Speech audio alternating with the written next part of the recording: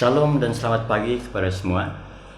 Kita berterima kasih dan bersyukur kepada Tuhan oleh kerana kita dapat bertemu dalam ruangan video ini. Sungguh pun keadaan yang mengetatkan kita supaya tidak dapat berkumpul sebagai eklesia ataupun gereja Tuhan. Tetapi oleh kerana kecanggihan teknologi, kita boleh bertemu secara yang luar biasa. Amen. Saya baru balik dari kawasan kampung pendalaman oleh kerana terkandas di sana selama lebih 2 bulan akibat MCO yang sedang dijalankan di seluruh negeri kita sekarang. Kita menghadapi banyak cabaran dan kesulitan akibat COVID-19 ini yang menimbulkan bermacam perasaan ataupun emosi. Di setiap lapis masyarakat, kita nampak tertimbul berbagai perasaan dan emosi. Dan yang ternyata sekali ialah seperti ketakutan ataupun fear, kekhawatiran, doubt, confusion, kemarahan dan sebagainya. Juga dari sudut sains dan perubatan terdapat perasaan putus asa, lostness, hopelessness, perasaan kegusaran, desperation, exasperation oleh kerana cabaran untuk mencari penyelesaian kepada masalah COVID-19 ini adalah susah sekali. Apatah lagi dari sudut bidang bisnes dan ekonomi. Jadi cabaran COVID-19 merupakan satu cabaran yang betul-betul mendesak dan menakutkan kita. Ia juga mencabar masa depan kita supaya banyak orang merasa masa depan mereka tidak terjamin.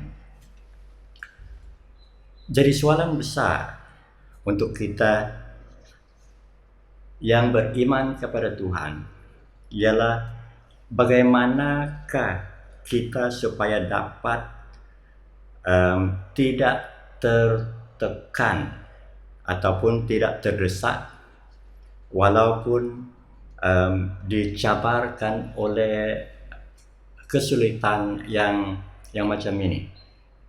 Apakah respon kita yang beriman kepada Tuhan dalam cabaran yang menyusah sekali yang macam ini? Mari kita lihat dalam Yohanes. Saya mau bawa kita renung sedikit dari firman Tuhan, satu ayat saja yang terdapat dalam Yohanes 14 dan ayat 1 yang mengatakan, "Janganlah gelisah hatimu, percayalah kepada Allah, percayalah juga kepadaku." Dan sebelum kita merenungkan firman ini, saya mau menceritakan sedikit tentang latar belakang firman ini ataupun ayat ini. Harapan murid Yesus pada masa ini ialah harapan bahwa Yesus itu adalah keturunan Daud. Kita boleh baca itu dalam Yohanes 12. Yohanes 12 ayat 13. Ini masa Yesus turun masuk ke Yerusalem dan dia duduk di atas seekor ya keldai. Ayat 13, mereka mengambil daun-daun palem dan pergi menggonsong dia sambil berseru, Hosana, diberkatilah dia yang datang dalam nama Yesus, Raja Israel. Dan kalau kita baca dalam Matius 21,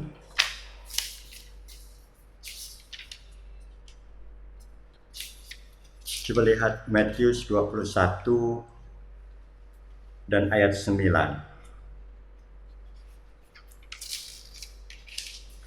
Matius 21 ayat 9. Maka datanglah mereka yang mulai bekerja bukan 21 ayat 9. Dan orang banyak yang berjalan di depan Yesus dan yang mengikutnya dari belakang berseru, katanya, Hosana bagi anak Daud, diberkatilah dia yang datang dalam nama Tuhan, Hosana di tempat yang tinggi. Jadi di sini kita paham harapan murid Yesus ialah bahwa Yesus ini adalah anak Daud yang dijanjikan Tuhan akan datang supaya harapan mereka ialah bahwa Yesus ini adalah anak Daud itu yang akan memimpinkan mereka supaya mereka boleh bangkit, orang Israel bangkit untuk menentangkan kerajaan Roma dan Yesus menjadi raja. Itu harapan mereka. Harapan mereka ialah supaya nanti mereka menjadi menteri. Oke? Itulah ya harapan mereka. Itulah impian mereka. Kalau kita ingat ada seorang ibu dia datang kepada Yesus. Dia katakan kepada Yesus, apabila kamu menjadi raja nanti, ini saya punya paraphrase, apabila kamu menjadi raja nanti, kamu bagikan kerusi sebelah kanan dan sebelah kiri untuk kedua-dua anak saya. Jadi ini adalah harapan orang murid-murid Yesus, bahwa Yesus akan memimpinkan mereka untuk menentangkan kerajaan Roma. Dan mereka ingat Raja Daud dan kumpulan tentara kecilnya yang boleh melawankan ribuan tentara musuh mereka. Dan mereka juga ingat cerita Gideon. Berapa tentara Gideon yang tidak terlatih, jumlah 300 saja, yang menentangkan ribuan tentara orang yang musuh mereka. Jadi mereka percaya bahwa Tuhan akan bersama dengan mereka melalui Yesus untuk menentangkan kerajaan Roma. Ini harapan mereka, ini adalah iman mereka, kepercayaan mereka. Tapi apa yang berlaku ialah berapa hari sebelum kematian Yesus membuatkan perkara-perkara yang serupa bertentangan dengan harapan mereka. Pertama, hari Paskah. Pada hari Paskah dia mengubahkan upacara itu. Dan kita tahu dia ambil roti dan pecahkan roti itu dan bagikan kepada yang muridnya dan mengatakan, ambil makanlah, inilah tubuhku. Dan cawan, dia ambilkan cawan itu dan dia bilang, ambil minum, inilah darah perjanjian baru. Ya, jadi kalau kamu murid Yesus pada masa itu dan ada pendapat ataupun harapan yang besar sekali, impian Yesus itu akan menjadi raja dan impian mungkin ada peluang untuk jadi menteri. Tetapi Yesus mengubahkan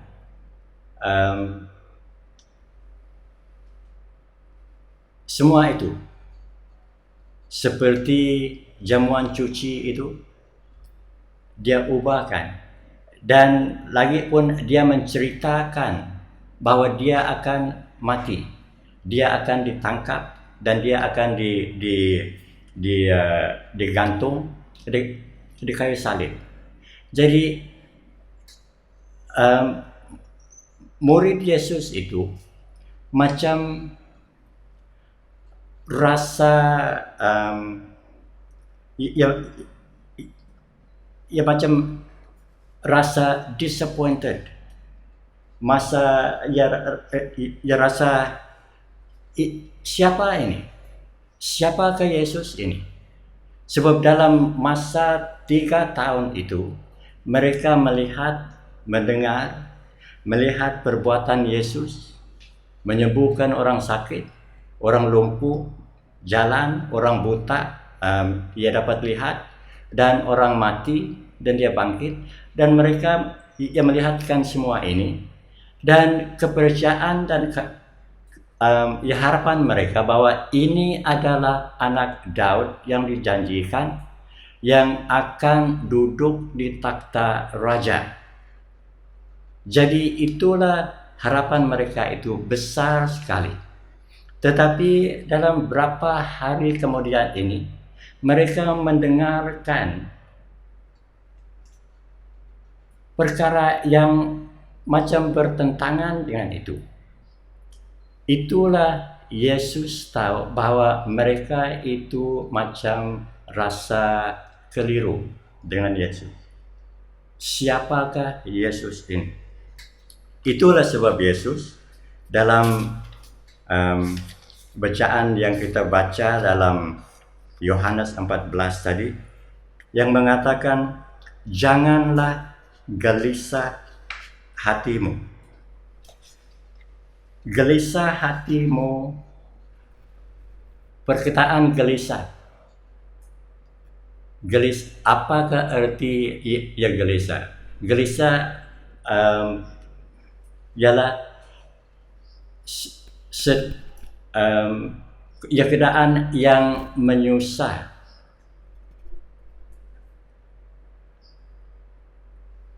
Ya, kalau kita baca itu, Yesus tidak mengatakan janganlah hatimu sedih ataupun janganlah hatimu susah. Ini satu firman Tuhan yang selalu dibacakan pada kalau ada orang mati di tanah di perkuburan. Tetapi dia mengatakan jangan gelisah, tidak dia mengatakan jangan kamu sedih hati. Jadi gelisah itu adalah perkara yang mencabar. Gelisah itu tidak keadaan yang membimbang, yang menakut. Jadi Yesus katakan janganlah hatimu gelisah, dan dia katakan percayalah kepada Allah, percayalah juga kepadaku. Jadi apakah sebab Yesus mengatakan percaya kepada Allah? Kalau kamu percaya kepada Allah, percayalah kepadaku. Dalam Inggrisnya dia mengatakan you believe in God. Kamu percaya kepada Tuhan. Percaya jugalah kepadaku. You believe in God, believe also in me. Jadi apakah sebab Yesus mengatakan kamu percaya kepada Tuhan? Semua orang percaya kepada Tuhan. Tetapi kepercayaan itu adalah macam mana ke Tuhan? Siapakah Tuhan? Macam mana rupa Tuhan? Macam mana ia bentuk Tuhan? Kita tidak tahu. Semua yang kita tahu ialah bahwa Tuhan itu adalah Tuhan Maha Kuasa. Apakah artinya Maha Kuasa? Apakah artinya Maha Tinggi, Maha Besar? Tapi Yesus mengatakan, kamu percaya kepada Allah, percayalah ya kepadaku. Oleh kerana apa? Oleh kerana murid-murid Yesus dalam masa 3 tahun mereka nampak perbuatan Yesus. Mereka nampak apabila Yesus mengatakan kamu harus menyayang satu sama yang lain. Mereka boleh nampak itu. Mereka boleh lihat itu dalam Yesus. Mereka ia boleh lihat kuasa Yesus menyembuhkan orang sakit, orang buta boleh lihat, orang lumpuh boleh jalan, dan orang yang mati dia boleh bangkit. Dan semua itu menunjukkan siapakah Yesus itu. Dan lebih lagi, dalam berapa hari yang akan datang, mereka akan melihat Yesus dengan lebih terang. Siapakah Yesus itu? Mereka akan melihat kematian Yesus. Mereka akan melihat Yesus digantung di kayu salib, dan mereka akan lihat Yesus bangkit dari kematian. Semua ini menunjukkan bentuk ataupun rupa Yesus. Semua ini menunjukkan siapakah Yesus itu. Dan kalau mereka percaya kepada Yesus, semua yang Yesus itu buat adalah cara dia menyelamatkan dunia. Jadi ini adalah satu perkara yang solid, something that they see with their own physical eyes. Mereka boleh paham kalau Yesus katakan saya adalah juru selamat. Sekarang mereka boleh paham bagaimanakah Yesus itu boleh menjadi juru selamat, oleh kerana mereka melihat perbuatannya itu. Dan lebih lagi Yesus mengatakan, kalau kamu kenal saya, kamu kenal Tuhan. Jadi rupa Tuhan yang kita percaya ialah ternyata dalam semua perbuatan Yesus. Itulah sebab Yesus katakan, kamu percaya kepada Bapa, percayalah juga kepada saya. Jadi Yesus mengatakan janganlah gelisah. Jadi apabila kita dicabarkan dengan keadaan yang menyusah, perkataan Yesus kepada kita ialah janganlah gelisah. Janganlah gelisah. Janganlah takut. Oleh kerana saya sudah memenangikan semuanya. Dan kalau kamu percaya kepada saya akan hidup di dalam kamu. Ada satu term yang selalu kita pakai, I am in Jesus Christ. Tetapi kalau kita lihat dalam all the writings of Apostle Paul, yang dia selalu katakan, Christ in me, not Jesus in me. Christ in me, Kristus di dalam saya, Christ in you, Kristus di dalam kamu. Ada bedanya kalau kita katakan Yesus di dalam saya. Sebab Yesus itu menunjukkan Yesus sebagai manusia, tetapi Kristus menunjukkan sebagai Yesus sebagai rohani, sebagai rohani. Jadi kalau kita percaya kepada Yesus, jadi Kristus, kehidupan Kristus itu, kerohanian itu adalah dalam kita. Dan inilah yang akan membangkitkan kita, melindungkan kita, memberikan kuasa kepada kita, yang boleh menjadi ketentraman untuk kita dalam segala perkara yang menyusahkan ataupun dalam segala perkara yang sulit. Dan saya harap firman ini, renungan ini boleh memberi dorongan untuk kita supaya kita senantiasa belajar percaya kepada Yesus. Percaya kepada Yesus sungguh pun cabaran yang hebat sekali. Sungguh pun cabaran yang sungguh mendesak.